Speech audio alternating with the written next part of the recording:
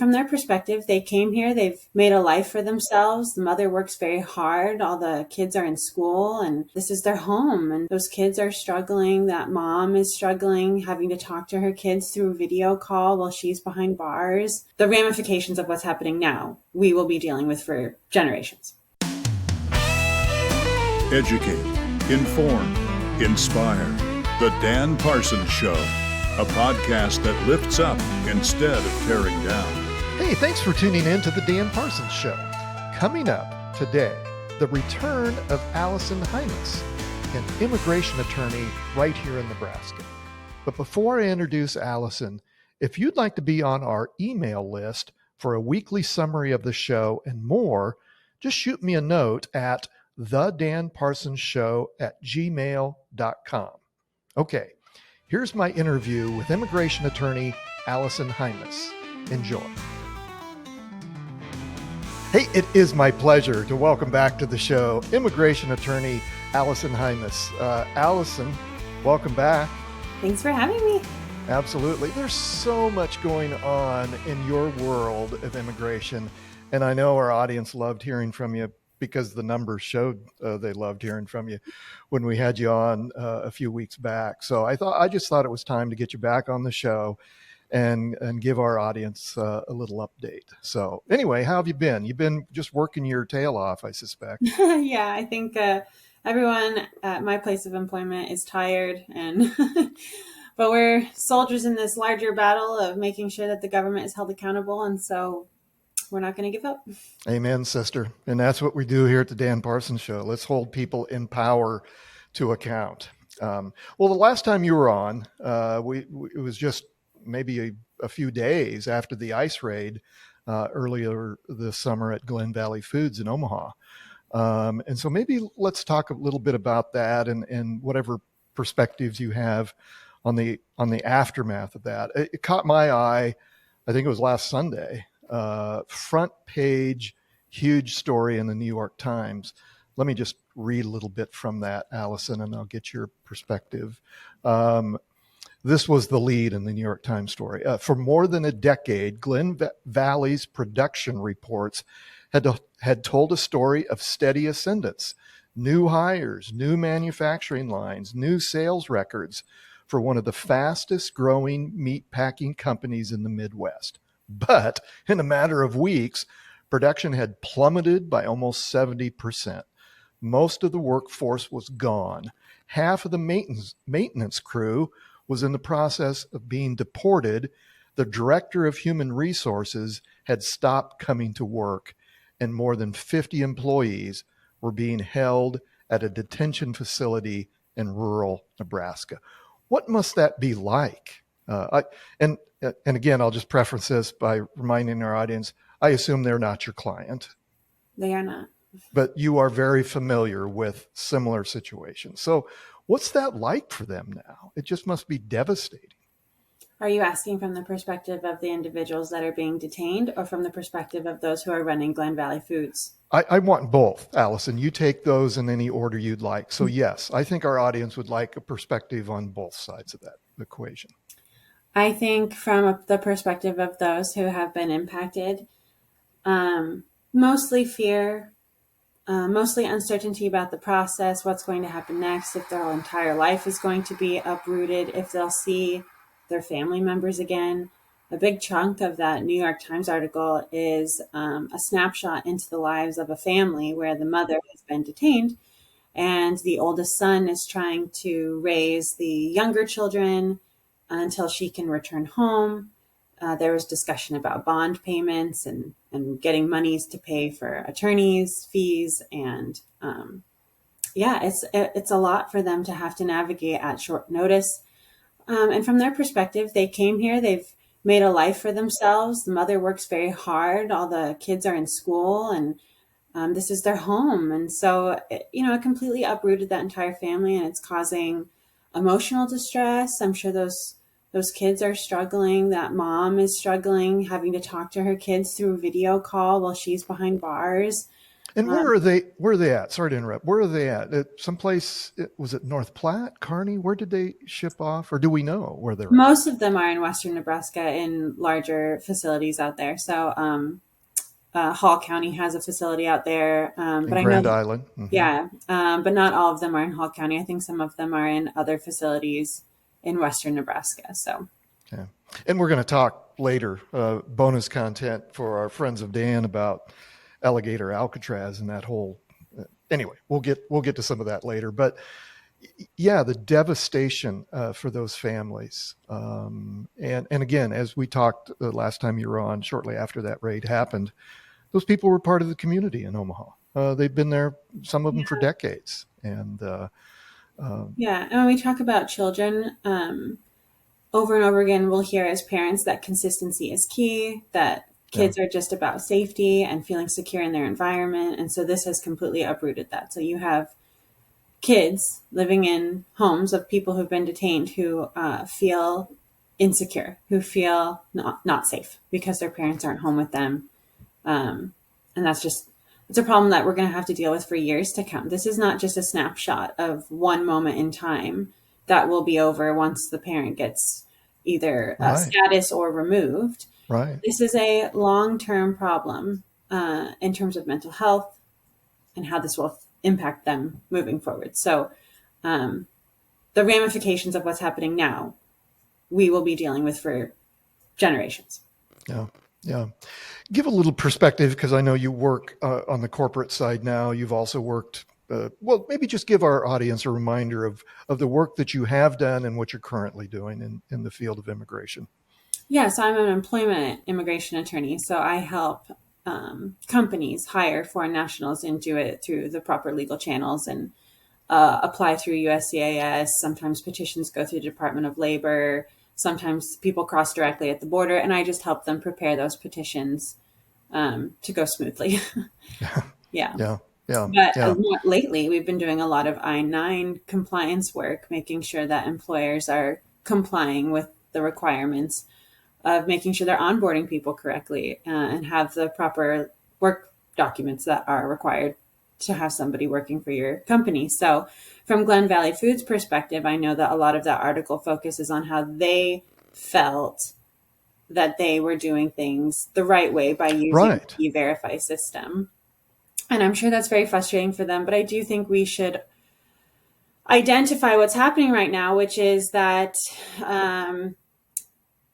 the proponents of removal, the anti-immigrant movement, is going to try to portray Glen Valley Foods and really any employer as a victim in this scenario. And I think we should try to avoid the victim-villain dichotomy. I think that we don't have such an easy black and white scenario. I think we have a labor shortage issue in this country, and you have employers who are desperately trying to meet the demands of their stakeholders and employ people and go through the systems that have been created for them. But let's not pretend that the E-Verify system is a system without its flaws. The Department of Homeland Security has said that the system is not foolproof. So we have situations in which there are going to be false matches. So basically what you have here is you have HR. They're going to fill out an I-9, and they're going to require certain documents to fill out that I-9. If anybody listening has gone through the hiring process, you've had to provide your driver's license, perhaps your social security number, perhaps a passport, to verify that you're work authorized. If you're an immigrant, you also have to provide some sort of I-797 approval notice from USCIS, or a receipt notice, or an actual EAD card, or something that verifies that you're work authorized. So HR will take these documents and they'll start filling out the I-9. If you're using E-Verify, it's a digital system, and so you'll enter in the information and it'll come back as either a match or a mismatch. And you'll have to, if it's a mismatch, rectify that. And those mismatches aren't always correct. Sometimes it's a false positive, sometimes it's a false negative. And when you realize that we have 150 million workers in the country, even if the system glitches out just 1% of the time, we're talking about 1.5 million people that now can't work because the system is glitching out. So yeah, it's not a perfect process. It's going to cause problems. The E-Verify system pulls from 20, I think, various organizations within the government. And so we don't even know who flagged the mismatch right away. So there is a way to contest a mismatch. There is a way to provide documents and try to rectify that situation, but it's complicated. So even from the employer's perspective, we don't want to say that they're the villain necessarily in the scenario, especially if they're trying to use E-Verify. It is complicated. And E-Verify is not necessarily required in most states at this point. And so some employers would just opt to not do it. But it sounds like Glen Valley Foods was trying to use E-Verify. So fascinating. Well, that's a really good insight. So what happens now? They said there's like 50 people still being detained. What do they all have attorney? How does that work for these folks? How do they afford to have an attorney? What happened? What's that process like? And I know you've been through it. Yeah, so I think when people think about the justice system, their mind goes to the criminal justice system and the idea that an attorney is provided for you. But that is not the case in immigration. An attorney is not provided for you. If you want legal representation, you have to pay for that yourself. And in a lot of these facilities, immigration attorneys aren't even being allowed into the facility at this point. I'm not hearing a lot of complaints from the Nebraska system in terms of people being able to contact their attorneys. So I do think they're at least able to communicate. But Alligator Alcatraz certainly hasn't been allowing people to communicate with their legal representation. So I digress. Basically, what happens when somebody gets detained is they are placed in removal proceedings if they aren't already in them. So that's the government sending what is called a notice to appear to that individual's home or serving them in jail with those documents, letting them know when their removal hearing is going to take place. This is where the system as a whole really comes into our view. Immigration judges are not Article 3 judges under the Constitution. It is a part of Article 2. It is a part of the executive branch. And they don't have real prosecutorial discretion in the way that you think that they would. That if they see a case that is cut and dry, that they have the ability to just terminate the case, dismiss it, whatever. They actually don't have that authority. And to exercise anything that remotely looks like that is likely going to get them terminated. And people have probably seen in the news, a lot of immigration judges have been terminated lately. So it's up to the Department of Justice to regulate that. They can make that decision, right? That's how that is happening, right? The Department of Justice is making those decisions. In connection with the Department of Homeland Security, yes. Okay. Yeah. So those two really control this entire organization. There's an office of public litigators who work for the Department of Justice, who work in the immigration sphere.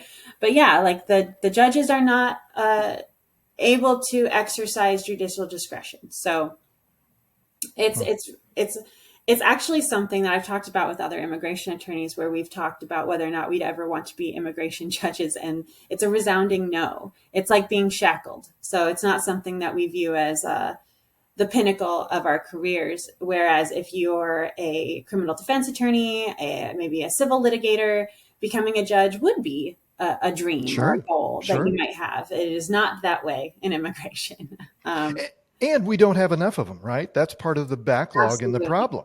So now we have a shortage of judges, which means we're going to have a backlog in our court systems.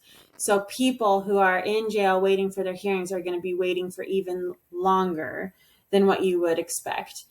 And that's a problem. So what immigration attorneys are doing is they're filing habeas petitions to get people released. That is your right to not be imprisoned without due process. Yep. But how's that going? it's an increase in practice area. Actually, I don't think as many habeas petitions were being filed in years past. Now it's definitely something that's being utilized, because this is patently unfair. This is wrong. This is against people's Eighth Amendment rights. Like, you should not be imprisoned for something that is not an actual criminal activity. It's paperwork. Yes. Whether or not you have status is paperwork. Yes. It is a civil penalty is charged against you if you cross without documentation, not a criminal one. And we keep trying to say this to people who are saying, well, they're criminals, they're here illegally. Just because you use the word illegal doesn't mean that it's a criminal statute that you're charging people with. It's just the immigration code, And what we're seeing is that the government said, the Trump administration said when they came into office, that they were only going to charge people with criminal histories. We want the worst of the worst. Yeah. That's what was said, but that is not what is happening. And in fact, they are creating undocumented persons by stripping them of their documentation. And that's what we're seeing with TPS. Millions of people hold TPS as a form of quasi-status in the United States. And to take away TPS, to say that they're going to eliminate it, to not extend it for countries, should I maybe go into what TPS is? Yeah. That was one of my questions. Thanks, Allison, for keeping me on track here.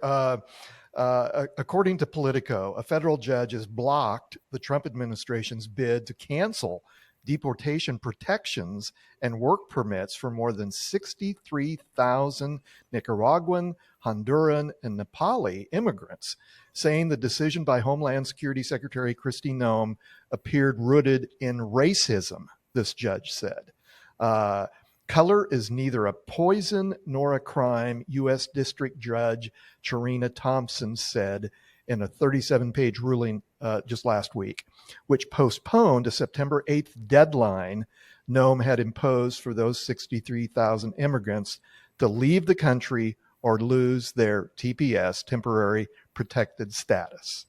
The Supreme Court recently lifted a lower court judge's order postponing Noem's termination of TPS for thousands of Venezuelans and Cubans and Haitians, and so it's a fucking mess.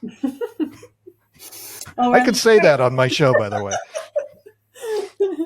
Good to know. But yes, so TPS is something that the Secretary of Homeland Security determines on a situational basis. So when a country is facing civil war or devastation, environmental crises, extraordinary conditions, they can designate that country as they can designate people from those countries as receiving temporary protected status, which means if they're here in the United States and it would be unsafe for them to return home, then we give them a status so that they can stay. It is something that you can only apply for if you're already here. So I want to very clearly separate this type of status from parole. Because a lot of people are talking about the CHNV, which is Cuba, Haiti, Nicaragua, Venezuela parole. And that's for people who are seeking to come into the United States. You would be paroled into the United States. Okay. So those are different things, but we often hear about them in the news as sort of in connection to one another or the same thing. And I understand why they're often mentioned together, but they are different things. So temporary protected status is for people who are here. So I kind of think about, do you remember that movie, The Terminal, with Tom Hanks? Yeah.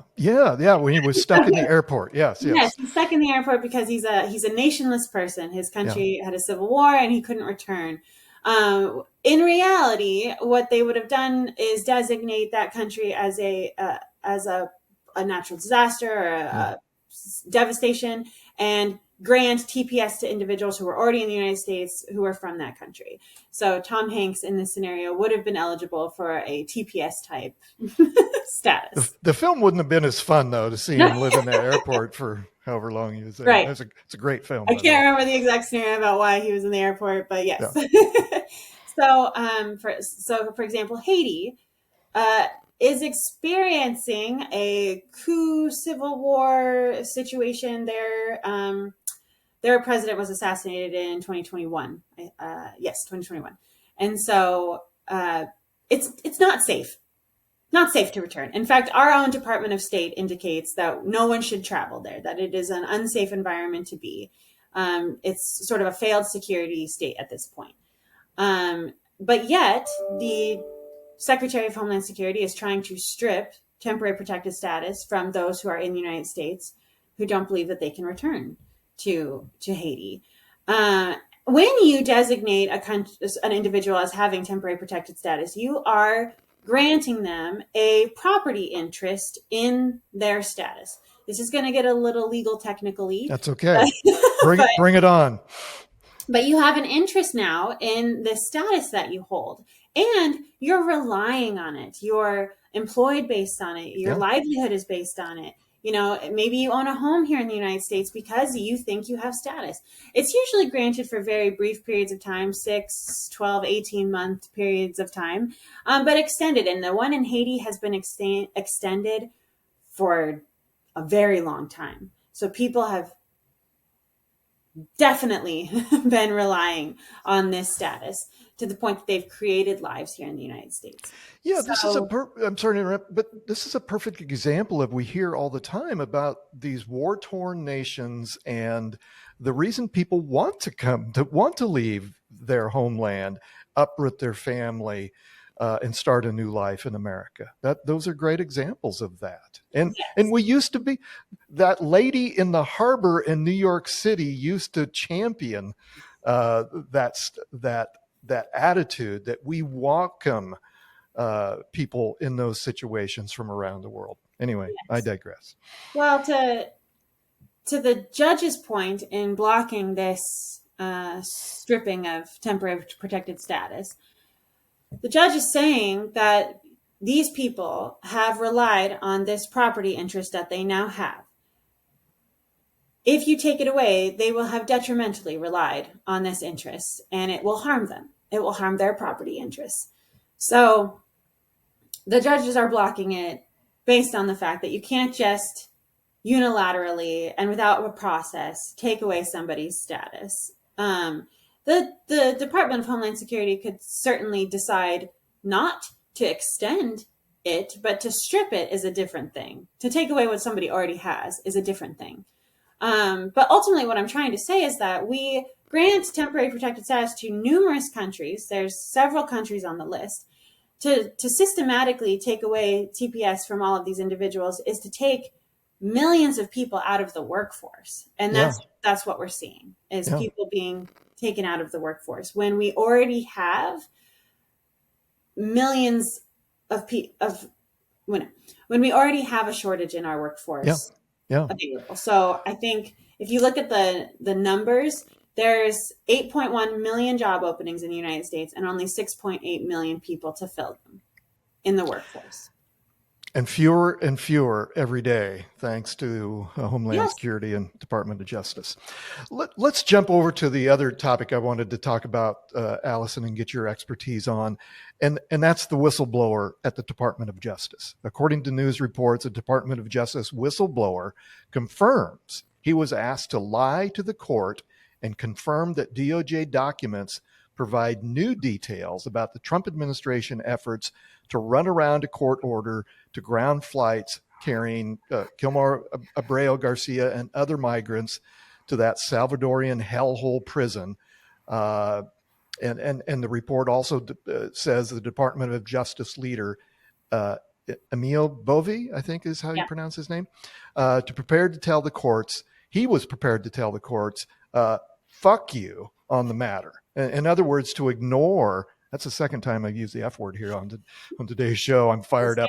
But the principle, so anyway, talk a little bit about that whistleblower and what that means to this whole mess that we're going through. Well, first of all, that whistleblower is incredibly brave.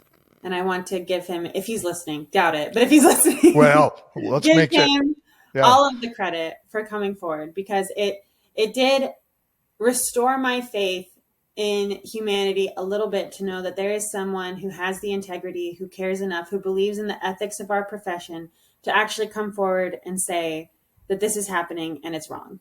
So kudos to him. What he detailed, and I encourage anyone to go listen. It was the Daily, no, what was it? It's called The Daily. It's the New York Times podcast is called The Daily. And I would encourage anybody to go listen to this specific episode of it, the whistleblower episode. But he details in that episode how when this stuff was sort of kicking off back in February, that Emil Bovee had a meeting with everybody, indicated that migrants were going to be put on planes and removed due to this minimally used provision about being able to deport people in times of war, who we might consider to be enemy combatants, without due process. And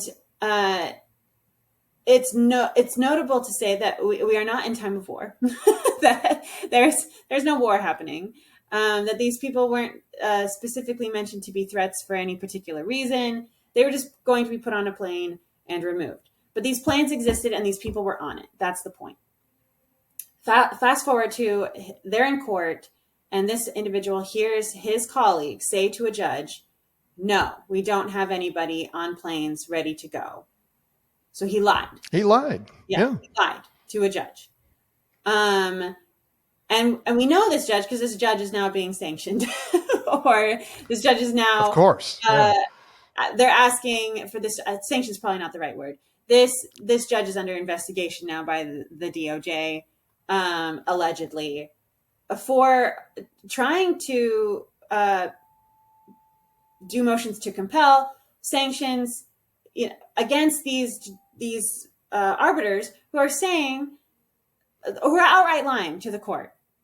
So yes, if you're going to be an attorney standing in front of a court and you're lying, you're going to be sanctioned. You're going to get in trouble. And this judge took the necessary steps to do that. But what's really striking about this interview with this whistleblower, to me, is how a government organization, the Department of Justice, scapegoated one individual, and that's Kilmar Abrego Garcia. Yep. They knew that he did not have. That's right. That's right. Yeah. Yep. And to feed their narrative, to get the courts on their side, they were willing to lie about his connection to various gang activities, whether they're saying it's Tren de Aragua or MS-13, whatever. They're lying to convince the American people that what they're doing is the right thing. And wasn't the other issue, a judge told them to turn that damn plane around. Yeah, and they said that they couldn't, that they didn't have the authority to do so. Yeah. Which has also been coming to light, is that they said that they didn't have the authority to take people out of CCOT, but which is the prison that is in El Salvador that they've been sending people to, which is also an outright lie. We pay to house people in CCOT. Yeah. And if we're paying to house people there, then we have the authority to remove those people or stop paying. Yeah. It's all a farce. Yeah. So for Emil Bovee to say that we're going to tell the courts to fuck off says that he doesn't respect the courts at all. And now he's been confirmed as a federal judge. Lifetime appointment. Yeah. Well, there we go, boys and girls. There's the status of what's going on with the immigration issue. Allison, man, we blew through this half hour pretty quick. But for our friends of Dan, you get some bonus content. But anyway, I'm going to say goodbye for now, Allison.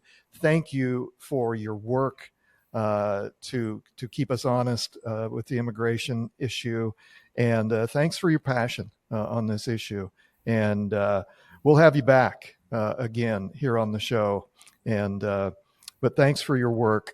And I appreciate your expertise in helping us understand a little bit of this because, and I think most people agreed that, yeah, we do need some reform.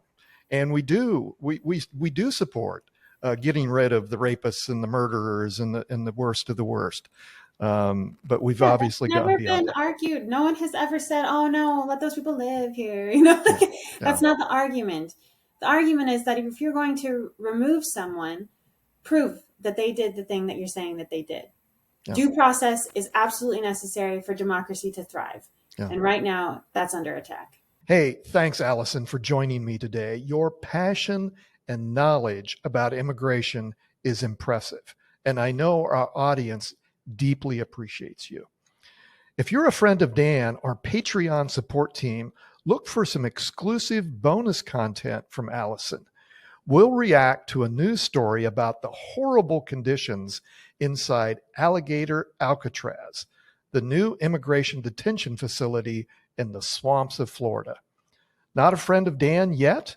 Just go to patreon.com to sign up.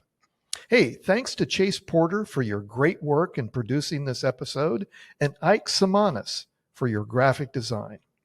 And thanks to each of you for tuning in. Now go do good things. I'm Dan Parsons.